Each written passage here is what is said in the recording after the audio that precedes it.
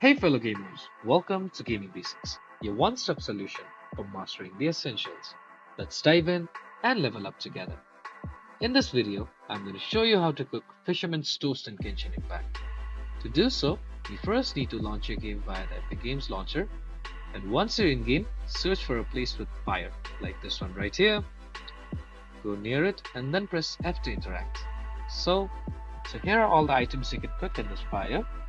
Here search for Fisherman's Toast, which is right over here. Click on it. So the ingredients required to cook this are 3 flour, 2 tomatoes, 1 onion, and 1 milk. If you have these ingredients in your inventory, just click on this cook button right here on the bottom right side of your screen. And now click on cook manually, and the item will be added to your inventory. If you found this video helpful, please give us a thumbs up. And if you have any questions for us, please feel free to mention us in the comment section down below.